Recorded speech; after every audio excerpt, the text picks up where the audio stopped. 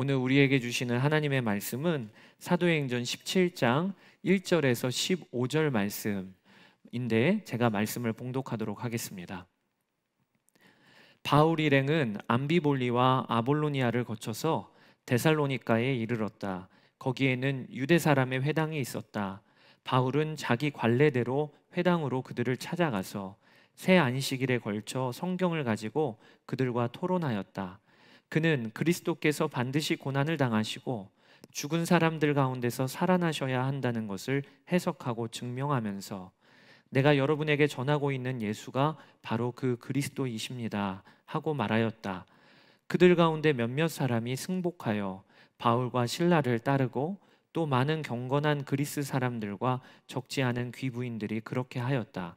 그러나 유대 사람들은 시기하여 거리에 불량배들을 끌어모아다가 패거리를 지어서 시내에 소요를 일으키고 야손의 집을 습격하였다.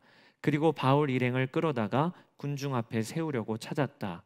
그러나 그들을 찾지 못하고 야손과 신도 몇 사람을 시청 관원들에게 끌고 가서 큰 소리로 외쳤다. 세상을 소란하게 한 그 사람들이 여기에도 나타났습니다. 그런데 야손이 그들을 영접하였습니다. 그 사람들은 모두 예수라는 또 다른 왕이 있다고 말하면서 황제의 명령을 거슬러 행동을 합니다. 군중과 시청 관원들이 이 말을 듣고 소동하였다. 그러나 시청 관원들은 야손과 그 밖의 사람들에게서 보석금을 받고 놓아주었다. 신도들은 곧 바로 그날 밤으로 바울과 실라를 베레아로 보냈다. 두 사람은 거기에 이르러서 유대 사람의 회당으로 들어갔다. 베레아의 유대 사람들은 데살로니가의 유대 사람들보다 더 고상한 사람들이어서 아주 기꺼이 말씀을 받아들이고 그것이 사실인지 알아보려고 날마다 성경을 상고하였다. 따라서 그들 가운데서 믿게 된 사람이 많이 생겼다. 또 지체가 높은 그리스 여자들과 남자들 가운데서도 믿게 된 사람이 적지 않았다. 데살로니가의 유대 사람들은 바울이 베레아에서도 하나님의 말씀을 전하는 것을 알고서 거기에도 가서 무리를 선동하여 소동을 벌였다. 그때의 신도들이 곧바로 바울을 바닷가로 떠나보냈다. 그러나 실라와 디모데는 거기에 그대로 남아 있었다. 바울을 안내하는 사람들이 바울을 아테네까지 인도하였다. 그들은 바울에게서 실라와 디모데가 할 수 있는 대로 빨리 그에게로 와야 한다는 지시를 받아가지고 베레아로 떠나갔다. 아멘. 저희가 지난주 사도행전 16장부터 바울의 2차 선교 여정을 살펴보고 있는 중에 오늘 본문도 2차 선교 여정의 과정에 있습니다. 먼저 아주 특징적인 게 복음이 유럽으로 넘어간 것이 2차 선교 여정의 아주 특징적인 것이죠. 그들은 마케도냐 지방의 가장 으뜸되는 성읍인 빌립보 성으로 가서 먼저 복음을 전했습니다.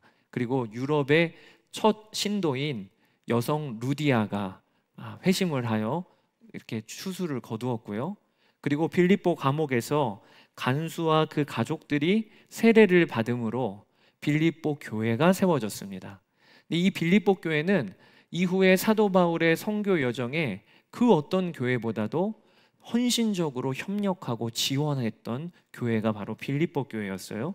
그리고 오늘 본문으로 넘어와서 이 빌립보 성에서 150km 떨어진 데살로니가라고 하는 도시로 오늘 본문에 넘어가면서 오늘 본문이 시작이 됩니다. 1절에 바울 일행은 암비볼리와 아볼로니아를 거쳐서 데살로니가에 이르렀다.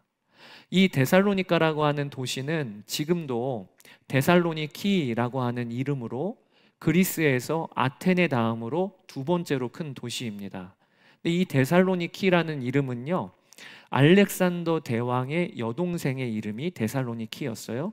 그래서 그 이름을 따서 지은 아주 유서가 깊은 도시입니다. 그러니까 로마 시대 때에 바울이 전도 여행을 하는데 그리스 시대 때부터도 세워진 아주 그런 도시였어요. 이 도시에 바울은 들어가자마자 유대인의 회당을 찾게 됩니다. 그리고 그곳에는 유대인의 회당이 있었고 바울은 3주에 걸쳐서 구약의 말씀을 가지고 예수님께서 그리스도이심을, 예언된 메시아이심을 증거합니다. 그리고 그 말씀 사역으로 말미암아 많은 그리스 사람들과 귀부인들이 예수님을 영접하는 역사가 일어나요. 4절에 그들 가운데 몇몇 사람이 승복하여 바울과 실라를 따르고 또 많은 경건한 그리스 사람들과 적지 않은 귀부인들이 그렇게 하였다.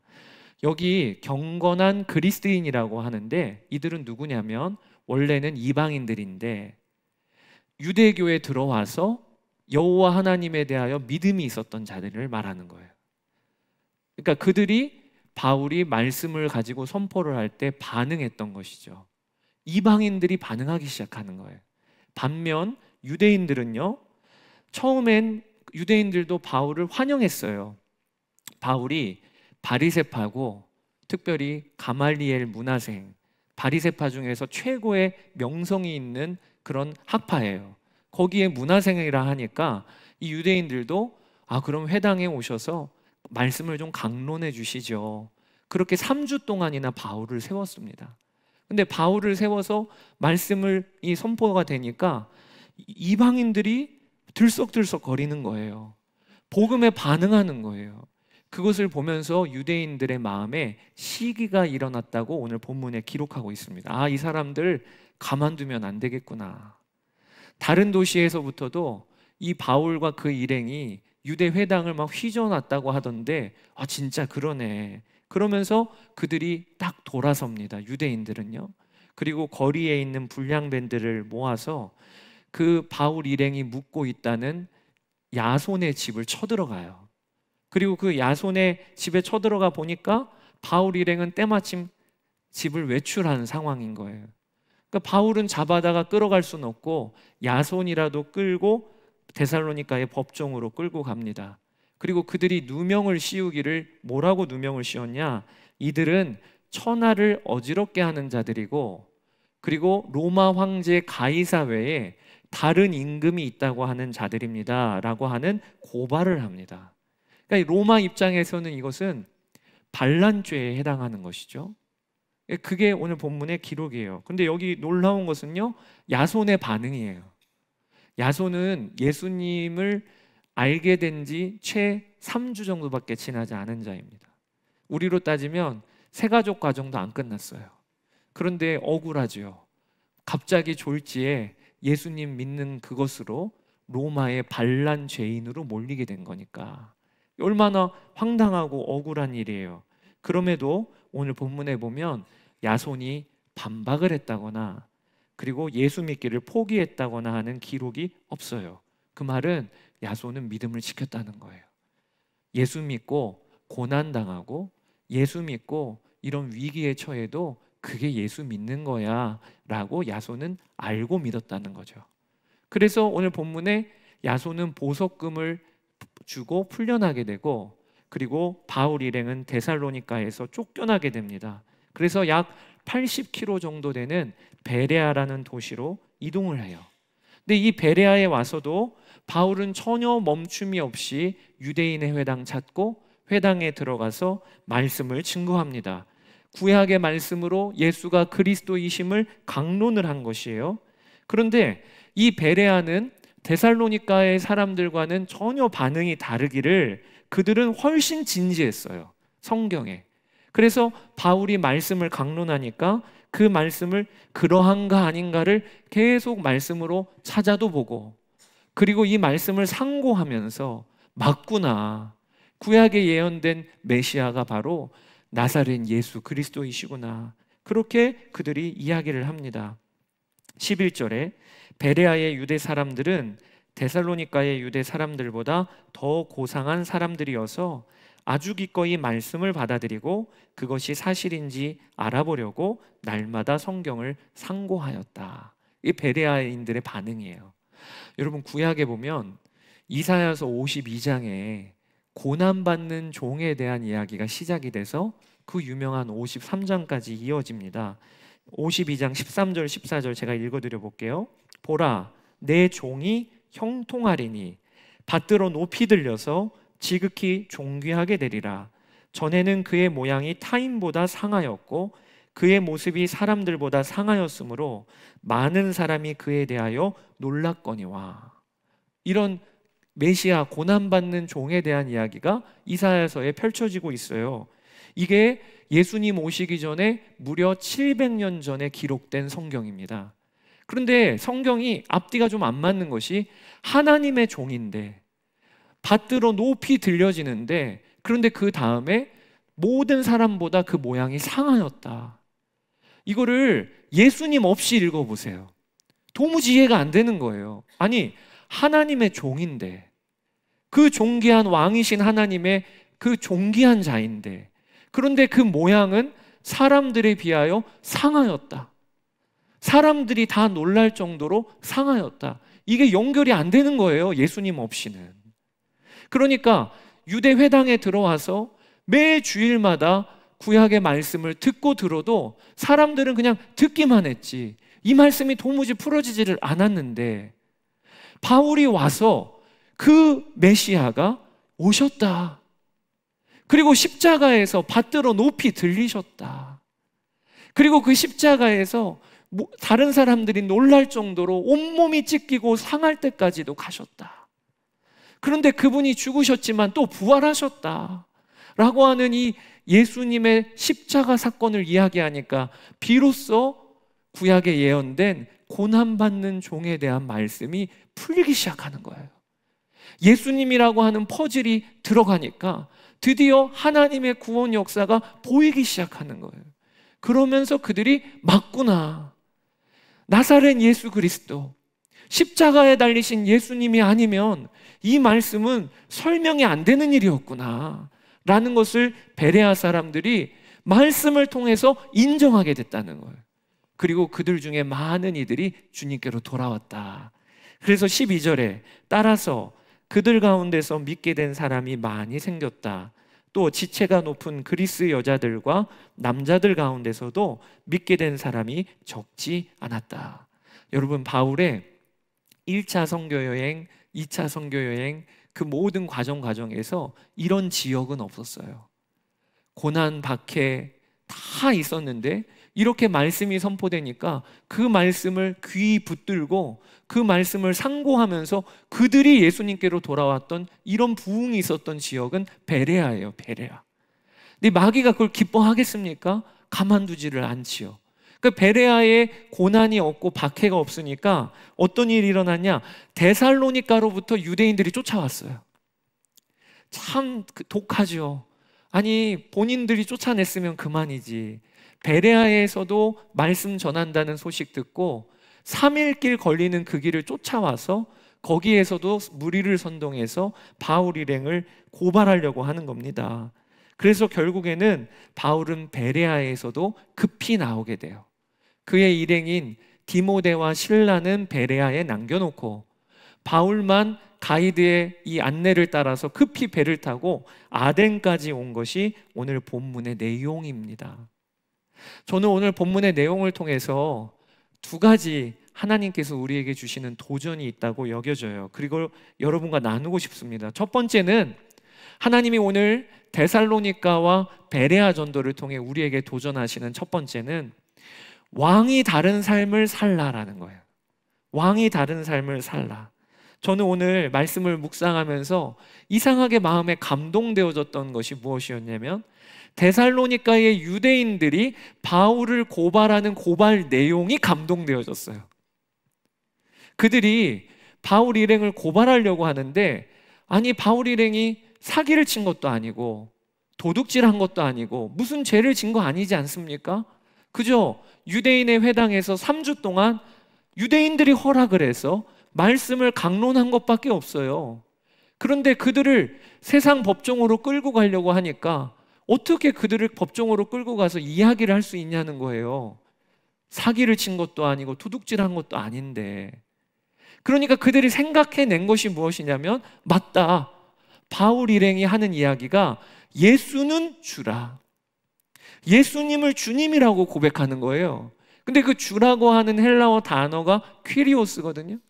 이 퀴리오스라고 하는 단어는 로마 시대 때 누구에게만 호칭을 할 수 있었냐면 로마 황제 가이사에게 주님이라고 호칭을 했던 그 시대였는데, 그런데 바울 일행은 나사렛 예수, 그 나사렛 예수에게 주님이라고 하는, 야, 저거를 고발 내용으로 삼자. 그래서 법정으로 끌고 가서 바울 일행을 고발하기를 이들은 다른 임금을 섬기는 자들입니다. 그래서 이들이 가는 곳곳마다 세상을 소란케 합니다. 라는 것이 오늘 사도행전 17장 6절 7절이에요. 야손과 몇 형제들을 끌고 읍장들 앞에 가서 소리질러 이르되 천하를 어지럽게 하던 이 사람들이 여기도 이르매 야손이 그들을 맞아들였도다. 이 사람들이 다 가이사의 명을 거역하여 말하되 다른 임금 곧 예수라 하는 이가 있다 하더이다. 아주 악의적이죠. 이게 고발할 죄인도 아닌데 찾고 찾아서 찾아낸 거예요. 그런데 의도는 악의적이지만 내용은요 너무나도 정확하다 여겨져요. 너무나도 정확하다. 그리고 그게 감동이 되어져요. 여러분, 그리스도인들은 누굽니까? 오늘 고발한 내용 그대로예요. 왕이 다른 사람. 왕이 다른 사람. 저는 성령님께서 오늘 이 말씀을 통해 우리에게 도전하신다고 싶어요. 왕이 다른 삶을 살라라는 거예요. 이번 한 주간 동안 우리가 학교에서 또 직장에서 가정에서 세상에서 살 때 세상에 왕이 있어요. 이 세상은 돈을 왕으로 모시고 삽니다. 이 세상은 자녀 교육을 왕으로 모시고 삽니다. 혹은 건강과 명예를 왕처럼 받들며 삽니다. 그런 왕이 있는 시대에 우리가 이 땅에 어떻게 살라고 하시는가?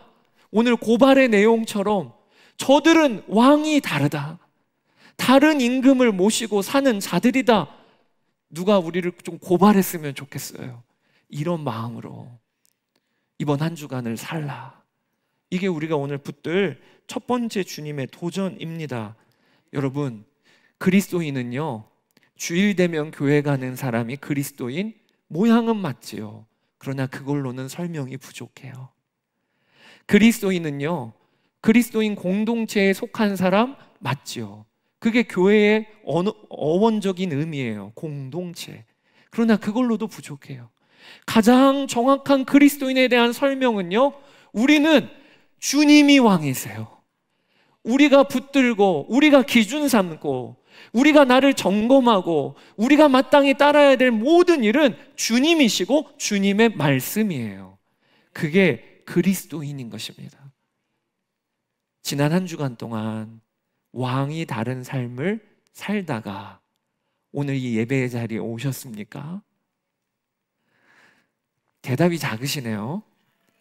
이번 한 주간은 왕이 다른 삶을 살다가 누군가에게부터 저들은 다른 임금을 모시고 있는 자들이라 주여 우리 그렇게 되게 해주세요. 그게 우리의 기도 제목입니다. 이랜드에서 사목으로 섬기셨던 방성기 목사님이 공대를 나오셔서 처음에는 목사 안수를 받지 않으시고 대전에 있는 연구단지에서 근무하실 때 이야기를 하시더라고요. 그 당시에는 핸드폰이 없었을 때라 아마 지금 이 자리에 있는 청년들도 상상이 안 될 일인데 저도 가정에서 집 전화가 있었어요. 그런데 집 전화로 쓸 때 우리 어떤 도시를 넘어서서 다른 지역으로 전화를 하면 전화비가 더 듭니다. 당시에 DDD 전화라고 해서요 장거리 직통 전화라는 게 있었어요. 어른들은 다 아실 거예요. 그런데 대전의 연구 단지에 회사에서 다 서울에서 경기도 근처에서 내려와서 사는 가족들을 놔두고 들어온 연구원들이니까 저녁이 되면 가족들한테 전화를 하는 겁니다. 회사 전화로. 그래서 회사에서 락을 걸어놨대요. 장거리 전화는 못하도록. 그런데 그 사람들이 보통 사람들입니까? 나름 공대 출신의 연구원들이잖아요. 그래서 장거리 전화 락이 걸린 걸 푸는 방법을 누가 알아낸 거예요. 그래서 암암리에 서로 방법을 알려준 겁니다. 야, 회사에서 전화기 사용해서 서울에 있는 가족들한테 전화할 수 있어. 나도 좀 알려줘. 나도 좀 알려줘. 방성기 목사님도 알게 됐어요. 야, 신나서 그날 저녁에 아내한테 전화를 겁니다.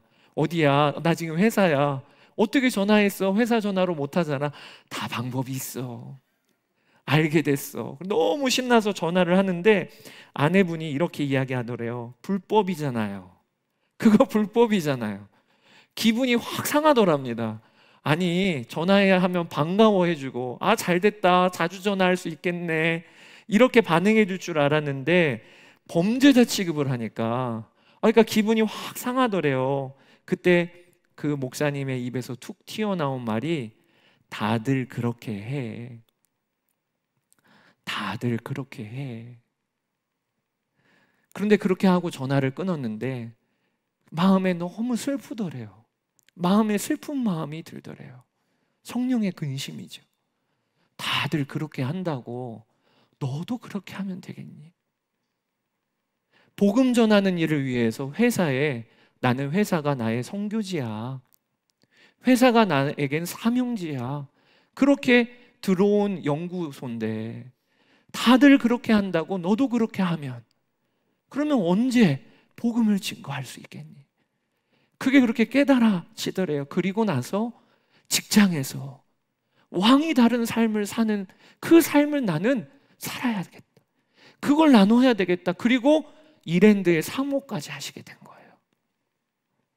여러분, 우리가 알아야 될 것은 거룩은요, 아무 흠이 없는 상태가 거룩이 아니에요. 성경에서 말하는 거룩은 1차적인 의미는 구별됨입니다. 구별됨. 세상은 다 이쪽 방향으로 가요. 그런데 하나님의 말씀에 그게 아니라고 하시면 나는 다른 방향으로 걷는 게 구별됨인 거예요. 그걸 성경에서는 거룩이라고 하는 거예요. 여러분, 세상에 살면서 마음속에 세상이 가득한 사람을 세상 사람이라고 합니다. 우리 그리스도인들은 예수 그리스도 안에 살면서 마음과 생각에 주님의 말씀이 있는 사람을 그리스도인이라고 하는 것입니다. 나는 그리스도인입니까? 나는 왕이 다른 사람입니까? 오늘 고소 고발 내용이 저들은 다른 임금을 섬기는 자들이라, 그런데 바울에게 있어서는 이게 칭찬으로 들리지 않았을까요? 맞아, 바른 길 가고 있어. 하나님이 구별되라고 하셨는데 바른 길 가고 있어. 우리도 가정에서 자녀들에게 엄마 아빠는 왕이 다른 사람들이야, 직장에서 직장 동료들에게 다른 임금을 모시고 있는 사람들이야, 주님이 그 길로 우리를 초청하세요. 우리에게는 다른 왕이 있어요. 우리는 따라가야 할 진짜 왕이 계셔요. 그게 오늘 우리의 기도 제목입니다. 한 번은 유기송 목사님이 한 목회자 모임에서 예수동행 운동을 소개하셨어요.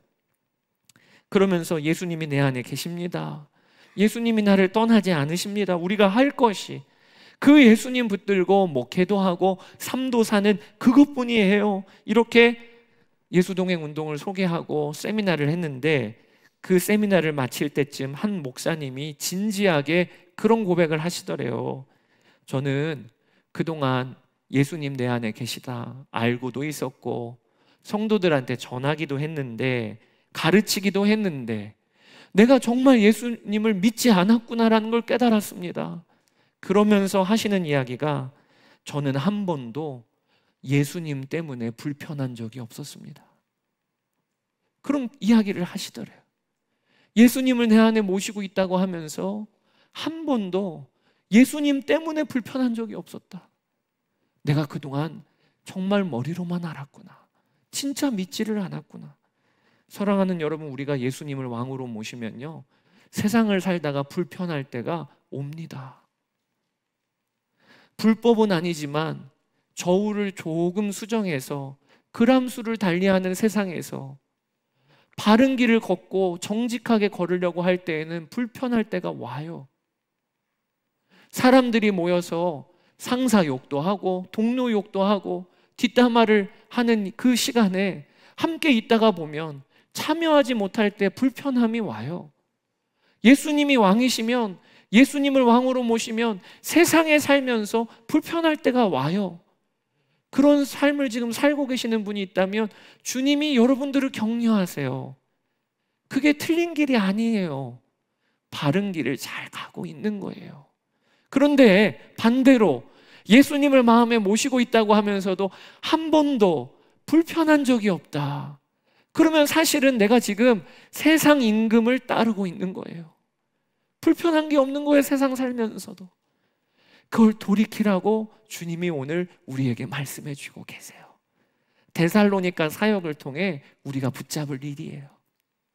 그리고 오늘 두 번째, 성령께서 우리에게 도전하시는 것은 베레아 사역을 통해서 말씀이 역사하시게 하라. 우리가 그 말씀을 우리가 붙들게 되기를 원합니다. 여러분, 오늘 본문에 데살로니가 사역도 그렇고 베레아 사역도 그렇고 바울의 특징이 있다면 무엇이냐면 말씀 사역이라는 거예요. 그는 데살로니가 들어가기 전에 그 지역은 어떤 지역인가? 그 지역의 효과적인 복음 전략, 전파 전략은 뭘까? 그렇게 계획하고 들어간 게 아니에요. 베레아는 더더욱 그렇습니다. 베레아는 쫓겨나듯이 급히 들어간 곳이에요. 그런데 어느 곳에 가든지 오늘 본문에 드러난 바울 선교의 아주 특징적인 게 그는 유대인의 회당에 들어가 관례대로 말씀을 선포했다고 기록하고 있는 것입니다. 오늘 본문 2절에 보시면 우리가 주목해야 될 게 바울은 자기 관례대로 회당으로 그들을 찾아가서 새 안식일에 걸쳐 성경을 가지고 그들과 토론하였다. 이거는 관례대로라는 말은요, 바울은 이전에도 그랬고 앞으로도 그럴 거라는 거예요. 바울의 복음 전파 전략은 무엇이냐면 하나님의 말씀을 가지고 선포하는 겁니다. 그러면 데살로니가에서도 하나님의 말씀이 일하시는 것을 바울은 경험했고 베레아에서도 하나님의 말씀이 일하시는 것을 바울은 경험했어요. 그러면서 바울은요, 이것보다 좋은 효과적인 능력 있는 복음 전파가 없다는 걸 깨달았어요. 그게 뭐냐? 말씀이 말씀하시게 하고 말씀이 역사하시게 하는 것이 바울 사역의 특징이었다는 거예요. 저는 오늘 우리가 이것을 붙잡게 되기를 원합니다. 여러분, 베레아 사역을 통해서 하나님 우리에게 주시는 도전이 있어요. 그게 무엇이냐? 말씀이 능력임을 알고 말씀이 능력임을 믿으며 살라고 하시는 거예요. 그 유명한 설교의 황태자라고 불리는 스펄전 목사님, 말씀을 증거하면 역사가 나타나고 목회에 엄청난 부흥이 일어나고, 그래서 한 번은 많은 다른 목사님들이 이 스펄전 목사님께 찾아와서 목사님은 어떻게 그렇게 목회를 잘 하십니까? 물어보셨대요. 그때 이 스펄전 목사님이 하시는 말씀이 이랬다고 기록에 남겨 있습니다. 읽어드릴게요. 말씀을 풀어놓아 다니게 하십시오. 많은 목회자들이 사자와 같은 말씀이 있는데 그 말씀을 변호하고 보호하기 위하여 힘을 씁니다. 그러지 말고 그냥 말씀을 풀어놓아 다니게 하십시오. 그러면 그 말씀이 알아서 자기를 변호할 것입니다. 그렇게 조언을 해줬다는 거예요. 그러니까 스펄전 목사님은 뭘 믿었냐면 말씀은 내가 더 변호하고 내가 말씀에 대하여 뭘 더 할 게 없어요. 말씀은 그 자체가 사자와 같아서 사자는 그냥 풀어놓으면 자기가 먹이도 잡아먹고 모든 짐승의 왕이 사자잖아요. 그렇게 말씀은 사자와 같아서 그저 풀어놓아 다니게 하라. 스펄전 목사님의 믿음은 뭐지요? 말씀이 역사하면 사람들이 변화된다는 것. 말씀이 역사하면 교회는 선다. 말씀이 역사하면 내가 어떤 일하는 것보다 훨씬 더 많은 열매를 거둔다. 이걸 믿었던 거예요. 여러분, 많은 성도들이 말씀의 능력을 잘 몰라요.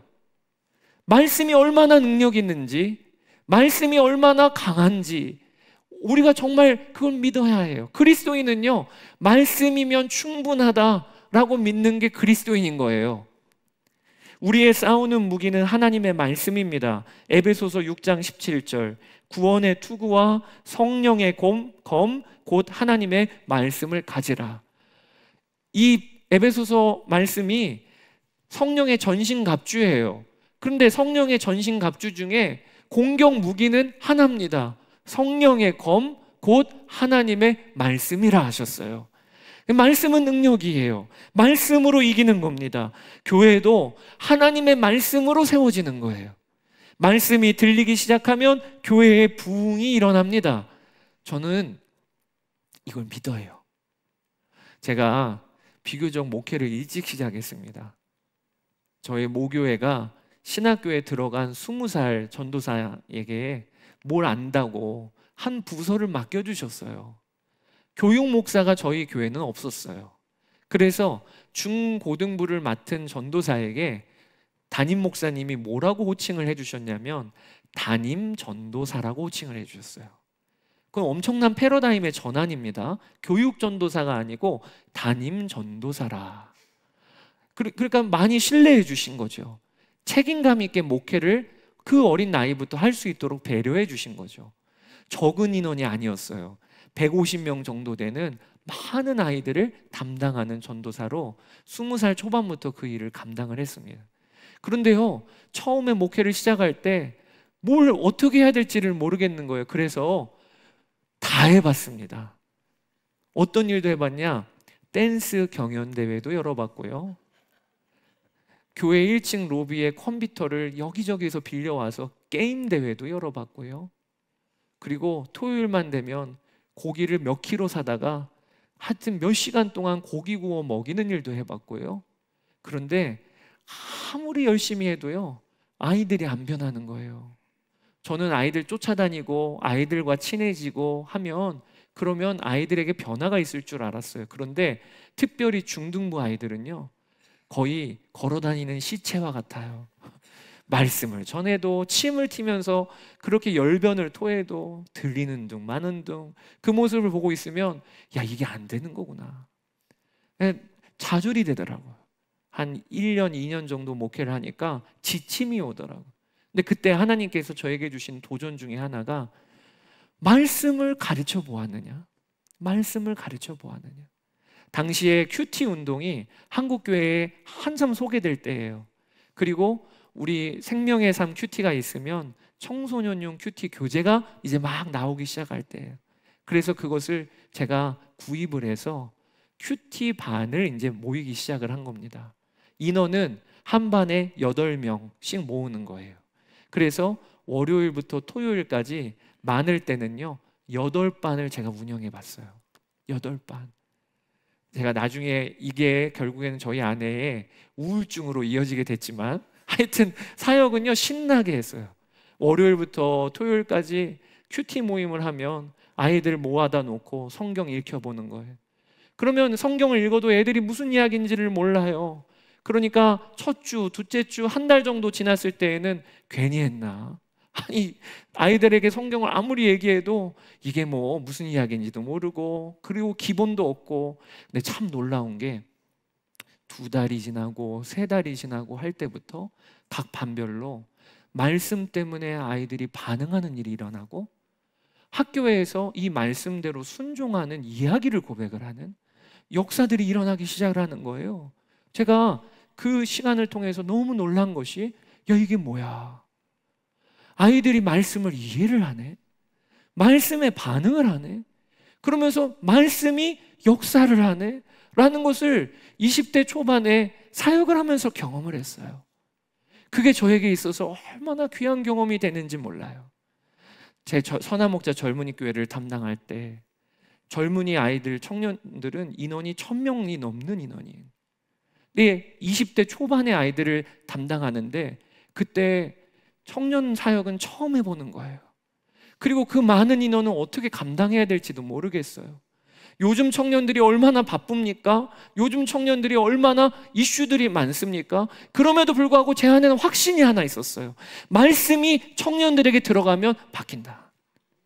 청년들에게 말씀을 끊임없이 가르쳐보자. 그래서 시작한 게 성경 한 장인 거예요. 성경 한 장, 하루에 한 장씩, 많이 읽지도 마. 한 장씩만 읽자. 그렇게 어르고 달래서 어떻게 교회로 나오라고 하는 것도 바쁘대요. 그래, 오지 마. 내가 그러면 카톡으로 보내줄게. 그래서 아침에 출근할 때, 학교를 갈 때, 지하철에서 카톡에 있는 성경 한 장 설명글 읽고 그리고 요한계시록 한 장 읽어봐. 얼마나 어르고 달랬는지. 해봐. 좀만 더 참아봐. 계속 읽으면 될 거야. 그렇게 해서 요한계시록 읽었어요. 그렇게 해서 레위기 읽었어요. 근데 놀라운 일이 무엇이 일어났냐면 처음에 15명 시작했어요. 근데 그 15명 아이들이 말씀을 읽으니까 변화가 일어나더니 주위에 있는 아이들에게 소개를 하네요. 그리고 두 번째 읽을 때는 80명이 됐어요. 세 번째 읽을 때는 200명이 됐어요. 그게 갈렙교회의 소문이 났어요. 어른들이 들어오시더니 갑자기 카톡방 인원이 450명이 됐어요. 그리고 이제 카톡방을 나누기 시작했어요. 갈렙용, 청년용. 그렇게 해서 시작한 게 성경 한 장 설명글이 되었고, 그렇게 해서 시작한 게 그 유튜브에 영상 하나씩 올리는 일이 되었고, 그러면서 교회가 서는 것을 보면서 교회는 말씀이면 충분해요. 우리의 심령을 살리는 일은 말씀이에요. 하나님의 말씀은요, 역사하는 능력이 있어요. 여러분, 그리스도인은요, 이 일에 대한 자신감이 있는 사람들입니다.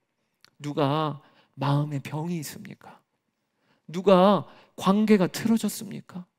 삶의 사방이 막혀 있는 것 같습니까? 그럼 우리는요, 상담 좀 받아보러 가자. 중요한 일이에요.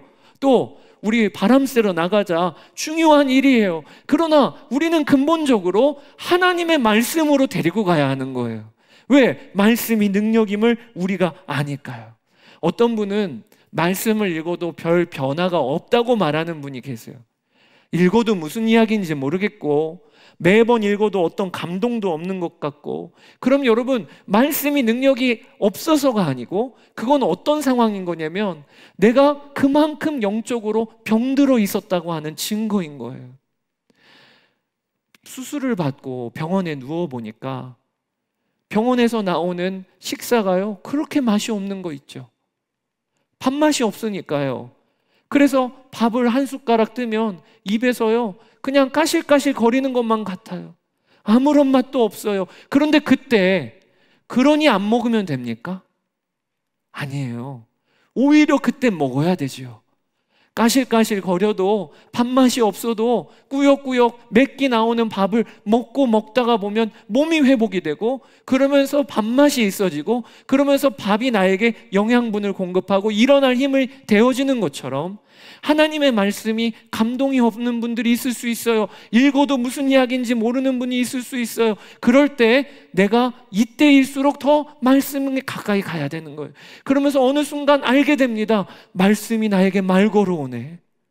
말씀을 통하여 내 마음이 정리가 되네. 말씀을 통하여 기도할 힘이 부어지네. 말씀이 내 삶을 정리정돈해 주시네. 이게 우리 그리스도인들의 말씀에 대한 변화죠. 여러분, 우리는요, 하나님의 말씀에 대한 자신감을 가져야 돼요. 오늘 바울도 베레아 사역을 할 때나 데살로니가 사역을 할 때 그의 전략은 하나였어요. 유대인의 회당이 있으면 들어가서 구약의 말씀을 펴서 이 말씀을 강론하는 거예요. 그러면 말씀이 역사하시기를 데살로니가에서도 귀부인들이 일어나고 베레아에서도 많은 사람들이 하나님께로 돌아오는 이 역사가 지금도 그 동일한 말씀을 우리가 갖고 있잖아요. 그 말씀에 대한 신뢰, 그 말씀에 대한 믿음, 그리고 그 말씀으로 이번 한 주간을 또 사는 것입니다. 명절에도 성경 한 장 합니다. 그대로 진행이 됩니다. 말씀을 놓치지 마세요. 말씀을 우선순위로 삼으세요. 디모데후서 3장 15절, 또 어려서부터 성경을 알았나니 성경은 능히 너로 하여금 그리스도 예수 안에 있는 믿음으로 말미암아 구원에 이르는 지혜가 있게 하느니라. 하나님의 말씀은 솔직히 말하면요, 세상에서 말하는 인생 역전의 길을 알려주는 건 아니에요. 돈 많이 버는 방법 알려주지 않아요. 그러나 하나님의 말씀은요, 그 무엇보다도 귀한 구원에 이르게 하는 지혜를 알려주세요. 이 말씀이 우리에게 주어져 있어요. 말씀으로 말미암아 우리가 보는 상황이 다 달라지게 됩니다. 바울은요, 빌립보 감옥에 갇혔을 때 왜 기도하고 찬송할 수 있었을까요? 하나님의 말씀이 그에게 든든히 갖춰져 있기 때문에 그래요. 고난도 내게 유익이라. 구약에 고난당함으로 내가 주의 율례들을 배웠나이다. 이 말씀이 그에게 든든히 받쳐주고 있으니까 감옥이 재해석되어지는 거예요. 하나님의 계획이 있을 거야. 이게 말씀의 역사입니다. 인도에서 선교하고 계시는 장 크리스토퍼 선교사님이라고 계세요. 근데 그 코로나 시기에 장 크리스토퍼 선교사님이 매일 가족들과 모여서 기도하고 예배하고 했던 것이, 가족 중에 지병이 있는 가족이 있는 거예요. 우리 아내 선교사님이 폐가 안 좋으세요. 그래서 코로나에 걸리면 그러면 그 지병으로 인하여 어떻게 될지를 모르니까 늘 모여갖고, 하나님 저희 가정 오늘도 지켜주세요, 하나님 우리가 붙들 말씀을 주세요 했을 때 주셨던 말씀이 뭐였냐면 이사야서 43장 2절 말씀이에요. 하나님이 가정예배 중에 주신 말씀이랍니다. 내가 물 가운데로 지날 때에 내가 너와 함께 할 것이라. 강을 건널 때에 물이 너를 침몰하지 못할 것이며 내가 불 가운데로 지날 때에 타지도 아니할 것이요 불꽃이 너를 사르지도 못하리니. 이 약속의 말씀을 가정 예배 가운데 주시더래요. 이 말씀을 받고 나서 안심이 되더랍니다. 야, 잘됐다. 하나님이 물 가운데로 지날 때에 물이 너를 덮지도 못하고 불 가운데 지날 때 불꽃이 너를 사르지도 못하리라. 우리 코로나 안 걸리겠구나, 안 걸리겠구나. 그런데 웬 걸려? 이 말씀 받고 나서 그 다다음 날 사모님이 처음에 코로나가 걸린 거예요.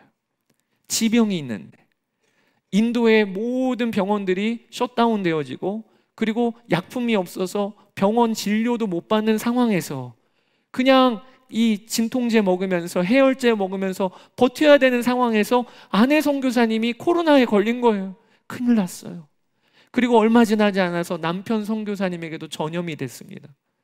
그래서 격리되어서 가족들이 보내고 있는데, 그때 제일 마음에 걸렸던 것이 자녀들에게 말씀을 주십시오 하고 말씀을 받았고, 불이 너를 사르지도 못하리라 해서 선포도 하기를, 하나님이 우리 코로나 안 걸리게 해주실 거야, 약속 주셨어 했는데 코로나가 걸려버렸으니 이걸 어떻게 설명하냐는 거예요. 자녀들, 특히 막내 아이는 어린 아이인데 이 아이에게 어떻게 이해를 시키냐는 거예요. 어느 날 이제 코로나가 다 회복이 되었답니다. 겨우 버티고 병이 나았어요. 그런데 이게 아이에게 어떻게 이야기를 해야 될까, 그러다가 문득 말씀이 다시 보이더랍니다. 제가 다시 읽어볼게요. 내가 물 가운데로 지날 때에 내가 너와 함께 할 것이라. 물 가운데로 지나지 않게 하시겠다고 하신 게 아니고 물 가운데로 지날 건데, 내가 물 가운데로 지날 때 내가 너와 함께 할 것이라. 말씀을 다시 보니까 이 말씀에 코로나 안 걸리게 해주시겠다고 하신 게 아니고 코로나는 걸릴지언정 내가 너와 함께 할 거야. 이 말씀이었네. 그리고 그 다음에 이어지는 말씀이 내가 불 가운데로 지날 때에 타지도 아니할 것이요 불꽃이 너를 사르지도 못하리니. 불 가운데로 안 지나가게 하겠다가 아니고 지나겠지만 불꽃이 너를 사르지도 못할 것이라. 이 약속의 말씀이 이루어졌어요. 코로나에 걸리긴 했지만 그 코로나 걸리고 나서도 잘 버티고 견디고 이겼어요. 세상에 말씀이 이루어졌구나, 약속의 말씀이 이루어졌구나. 자녀들 불러다가 막내 아이 특히 앉혀놓고, 자, 하나님의 말씀이 정확하셨어. 우리 물 가운데로 지났잖아, 불 가운데로 지났잖아. 그런데 하나님이 함께 하셔서 나았어. 아이가요 뜨뜻미지근한 눈으로 쳐다보더래요. 이해가 안 되는 것처럼. 그런데 감사한 게 예수동행 일기에 그 아빠 선교사님 했던 그 이야기를 그대로 쓰면서 하나님이 불 가운데로 지났지만 우리를 지켜주셨다, 그렇게 고백한 이야기를 하시더라고요. 말씀은요 우리의 처한 모든 상황을 제대로 보는 눈을 열어주는 거예요. 이게 말씀의 능력이에요. 이번 한 주간도 우리가 말씀을 가까이 하고 말씀으로 우리의 처한 상황을 해석하고 말씀이 기준이 되어 살면 어떤 상황이 와도 흔들리지 않게 주님은 우리를 붙잡아 주세요. 그런 복을 여러분 누리시게 되기를 바랍니다. 제가 말씀이 역사하시게 하라, 이 제목을 가지고 오늘 본문 붙잡고 기도하다가 하나님이 떠오르게 하신 찬송이 있어요. 그게 바로 말씀 앞에서 경외함으로 주께 홀로 섭니다. 이 말씀이 우리 바울이 가졌던 믿음이에요. 바울이 가졌던 신앙이에요. 말씀이 내 삶을 이끌어가고 말씀이면 충분하다. 이것이 우리의 고백되기를 원하고 이번 한 주간 또 그렇게 살게 되기를 축복합니다. 이 시간 함께 찬양합시다. 말씀 앞에서 경외함으로. 말씀 앞에서 경외함으로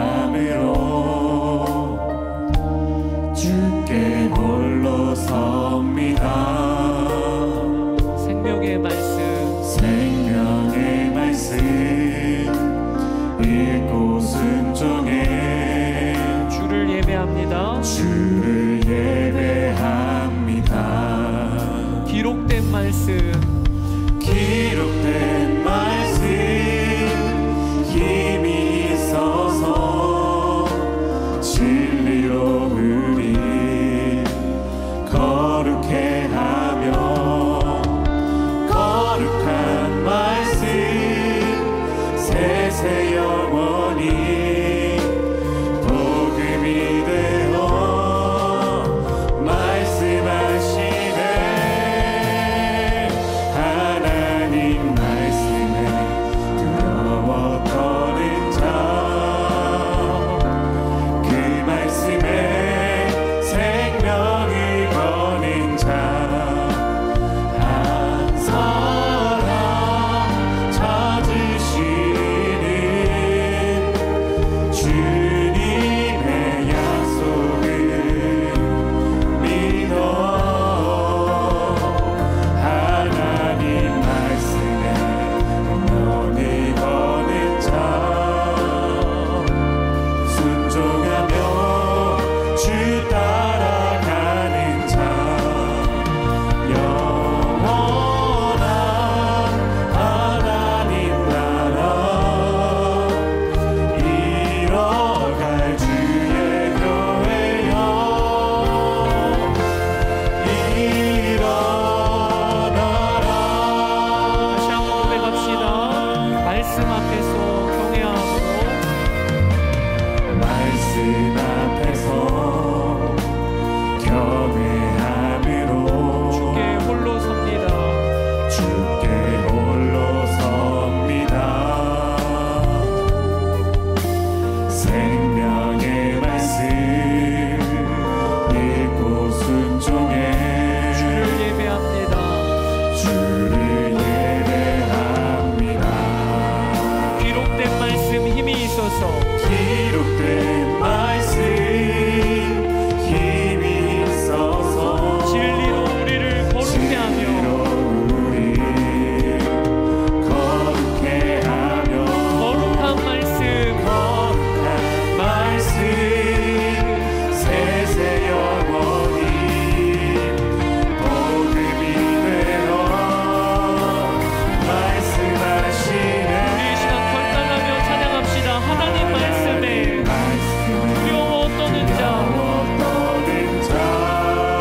그 말씀에 생명을 거는 자, 생명이 거는 자 한 사람 찾으시는 주님의 약속을 믿어. 하나님 말씀에 분명히 거는 자 순종하며 순종하며 주 따라가는 자, 영원한 하나님 나라 이뤄갈 주의 교회여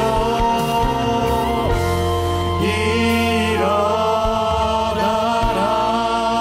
이 시간에 우리 두 가지 위하여 기도하기를 원하는데, 오늘 바울의 데살로니가 사역과 베레아 사역입니다. 데살로니가 사역을 통해 우리가 첫 번째로 기도할 것은 유대인들이 고소고발한 그 내용, 저들은 다른 임금을 따르는 자입니다.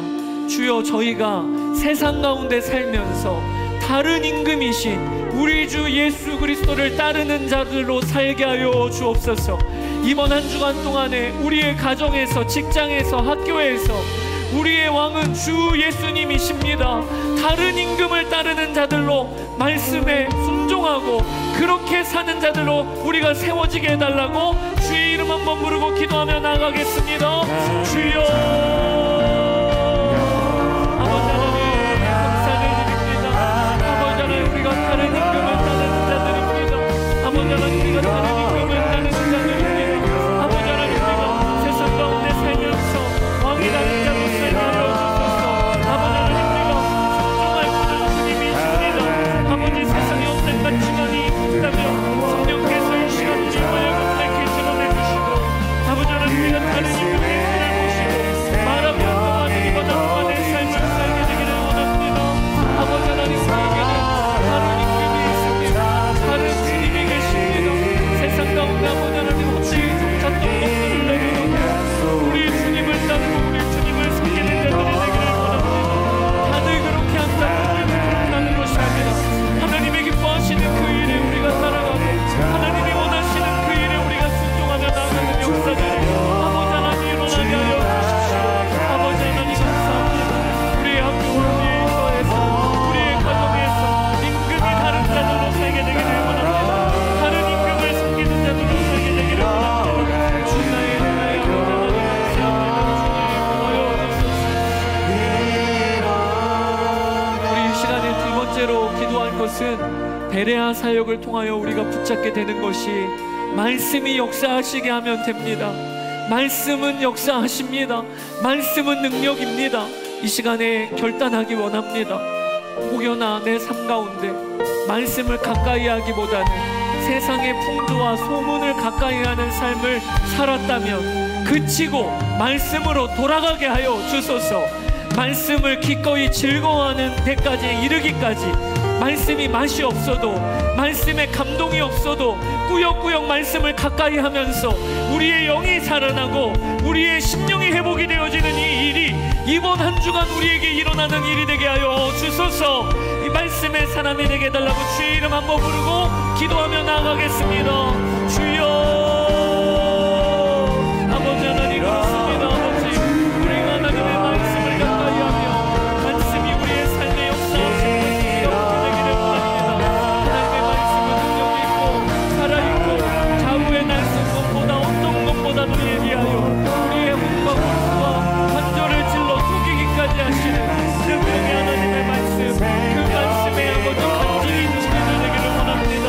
아버지 하나님 말씀이 역사하시게 우리가 우리의 마음을 내어드리고 우리의 시간을 내어드리게 하여 주소서. 교회가 말씀으로 세워지는 것을 우리가 보게 되기를 원합니다. 하나님의 말씀이 우리의 심령에 파고들어 하나님 우리의 말씀에 하나님의 말씀으로 말미암아 우리가 심령에 살아나고 영혼이 회복이 되어지고 삶이 정돈이 되어지고 아버지 하나님의 말씀으로 말미암아 힘을 얻고 아버지 구원하게 하시는 지혜를 주시는 하나님의 말씀이 우리의 삶 가운데 하나님 역사하시는 것을 우리가 경험하게 되기를 원합니다. 말씀의 사랑, 말씀을 붙들린 사랑 되게 하여 주소서. 나의 주의 아버지 하나님 감사합니다. 오 나의 주 나의 아버지 하나님 주님을 찬양합니다. 아멘. 우리 가슴에 손을 얹고 기도합시다. 하나님 한 주 한 주 바울의 선교 여정을 통해 우리도 선교 여정을 이번 한 주간 또한 살라 하시는 주님의 초청과 도전을 아멘으로 받습니다. 성령께서 오늘 읽었던 말씀 가운데 역사하셨듯 그대로 지금의 내 삶 가운데 역사하고 계시고 바울이 붙들었던 말씀은 내가 지금 손에 들고 있는 말씀과 동일함을 믿습니다.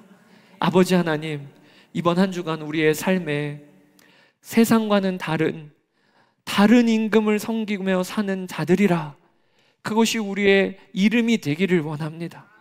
학교에서, 가정에서, 일터에서 우리에게는 다른 임금 예수 그리스도가 계시니 주님 앞에서 말하고 행동하는 일을 결단하며 나아가는 성도들에게 이 시간 성령으로 도장 찍어 주시고 마음과 심령을 강건하게 하시고 하나님의 말씀에 순종하며 사는 이번 한 주간의 삶이 되게 하여 주소서. 아버지 하나님 저희가 말씀의 역사를 믿습니다.